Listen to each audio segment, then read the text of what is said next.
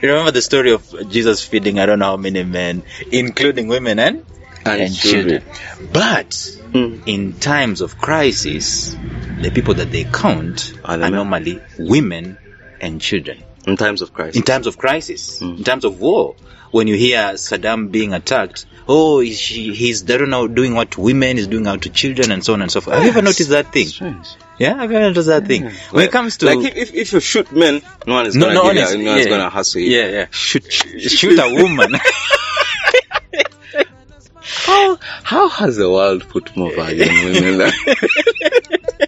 I think there are more women than men. Yeah. Strangely. Yeah. So anyway, what was your revelation? I told you this was just totally off. So the revelation was this. So the man tries to self-preserve. What does he do? He sends the family ahead and he remains. But what I noticed is this. When he remained alone and he prayed, that is when he ended up wrestling. And when he wrestled with a man and shifted from wrestling to holding on and hanging on, is when the change happened. And he got a new name and he limped on a stick. No longer afraid of his brother.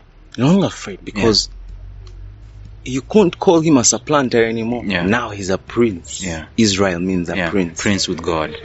Yeah. So back to what I was saying. So those days I'd leave the office. I don't know if I've shared this story on here before, but I'll share it nonetheless. And I'd go to church and ask God, why is this happening to me? And this is for a man out there who is wondering, why is this happening to me? Whatever you're suffering has made you feel suicidal. And so I'd go behind the church there. There's a cemetery behind the church. I mean, I'm feeling suicidal. And I'd go there and... At what point in time did the suicidal thing come about? I mean... The thoughts that...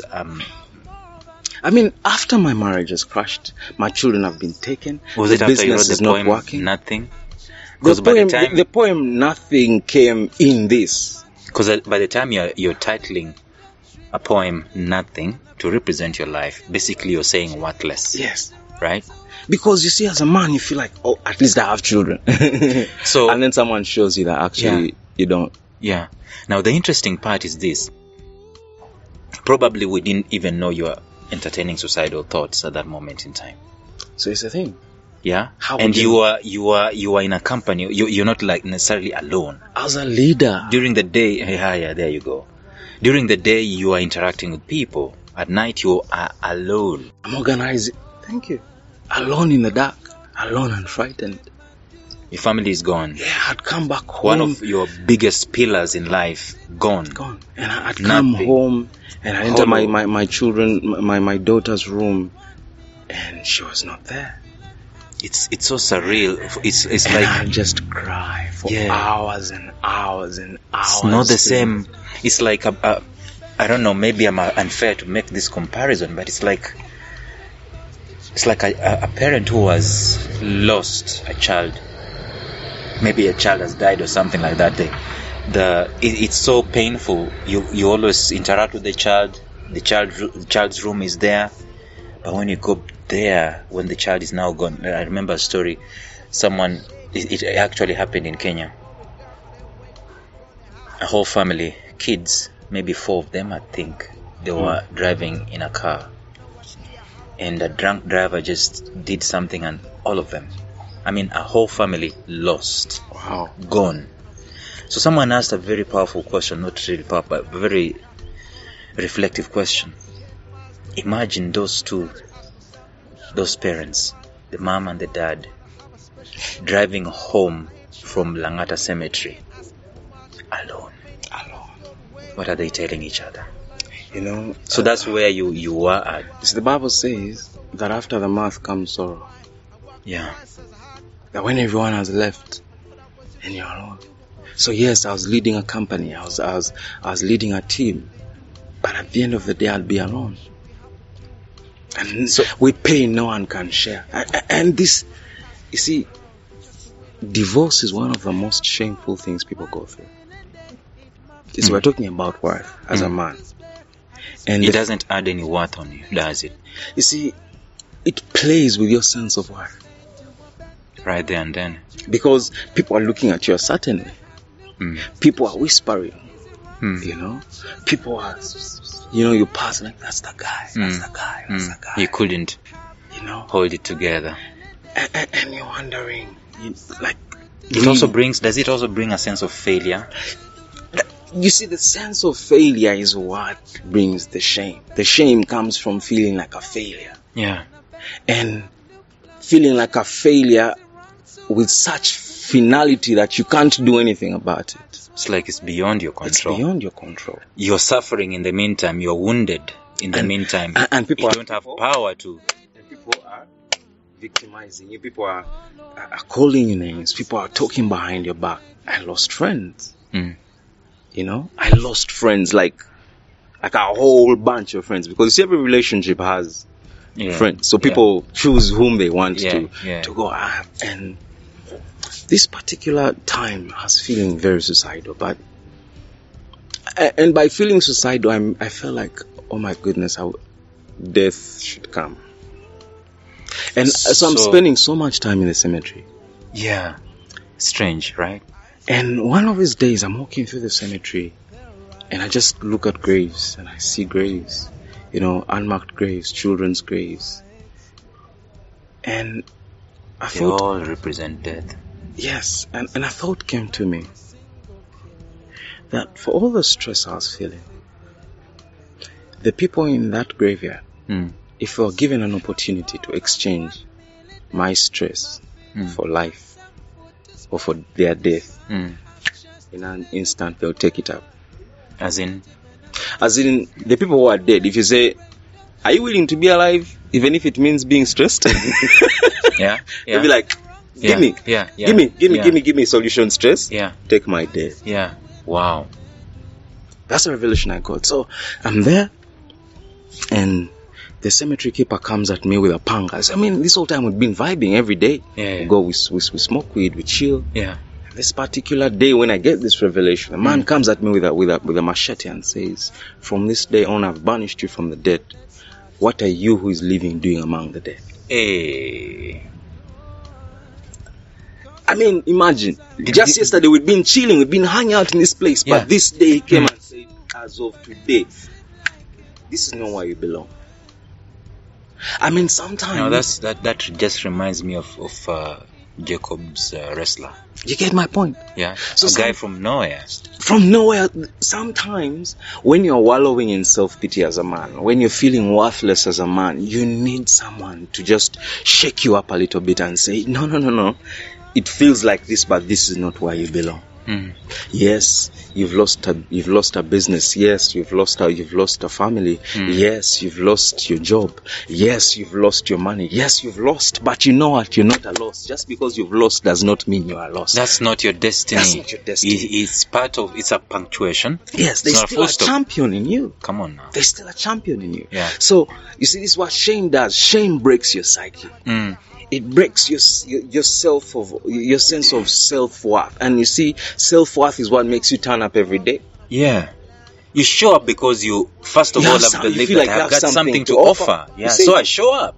But when I know that I've nothing to offer, I was telling you earlier on that today, when is the day today? Today is 20th December. Sorry, 20th January. Oh yes, it's still in that vibe of 2021. Today is 20th January 2022. When we're recording this, what happens? Kenya wakes up, top ranking DJ, I think it's called DJ Lithium, something like that, works for one of the top ranking FM stations in Kenya. DJ Lithium, Capital FM. What has happened to DJ Lithium? He's committed suicide. Where did he commit suicide from? In the studio. Whoa. In the studio. At work. As in that's a major cry for help. This is a workplace. That's a major cry for what help. What did I tell you? He's working with people on a daily basis. He interacts with people on a daily basis. But he's alone. You get? Now, this is the thing that I've seen on social media. Nearly every man who is saddened by that death and is trying to share that story and break the story, like people normally like breaking stories, nearly everyone is saying men need to talk. It's sad that DJ Lithium ran out of battery. Sad. But that's wicked. I mean, there was no one to recharge his battery. That's what we're saying, bro. Take it as it is. Take it as it is. Okay. Take it as it is. But there was no one to recharge the man. There was no one to come up with what they call them? Like when your battery stalls. Jump started? Yeah, there was no one with those cables. Yeah. To plug. Batteries are made up of lithium. Yes. And there was no one to recharge lithium. And so his battery died like that. Now, but that's a major cry for help. Tell me more. Exactly. Let's talk about that for a minute, because we're talking about the man's worth. I'm thinking, and you've already communicated to us that by the time you were in the cemetery, feeling like you could be dead, obviously, it's as a result of you feeling you don't have anything to offer. You are absolutely worthless. The mindset of a guy who is going through, I don't know what it looks like, the guy who is going through suicidal thoughts, or even the guy who is committing suicide. Let me ask you this question. Do you feel like anyone who is worth something and they know their value that they can offer, do you think they can commit suicide? Yes. How does that happen? When they feel like no one gets it. Powerful stuff. Because you see, life is not for you. Yeah, it's an interaction. Yes, like you live for others. Believe it or not. Like if it was up to you, you'd probably have checked out. Like we shared last week that the nature of a man is to penetrate and impregnate, which means to bring life in situations. So even if I know that I have this life, but no one is getting it, the guys I'm interacting with, they're not getting it. What's the purpose? What's the point? That's right? Okay. Must have been the same thing that this guy felt. Okay. Robin Williams. You want to talk about Robin Williams? Robin Williams. You tell me about Robin Williams. How a comedian dies of depression. And you see, again, in that time, one of my mothers told me that the brightest lights cast the darkest shadows. The brightest lights cast the darkest shadows. It's basically like juggling two extremes at the same time. The most brilliant people suffer the darkest depressions. The people you depend on for your life, for your light, are fighting shadows you do not understand. You don't know. The man that you're depending on for your sustenance as a family, you do not know what it goes through every day. And when a man does not feel like he's a man or he's man enough, it's a stuff that drains our batteries. When a man feels like he has nothing to offer, or whatever he's offering is not wanted, you see, those are two different things. Yeah. Having something to offer and it being wanted are two different things. Everyone has something to offer, but the reason why people check out is because they feel like whatever they have to offer has no value to the people that he's offering it to, or maybe the people that he's caring about. Yeah. And you see, but it's interesting. For some reason, I don't know why it normally appears that way. For some reason, the men who are feeling that way, there are people in their circles, in their inner circle, so to speak, who don't see their worth. But then, interestingly, there are some people outside of that particular circle who normally see their worth. So perspective is very important. Perspective is very important. That's why Jesus said that a prophet is not without honor except in his own house. There you go. Jesus Christ himself. Yeah.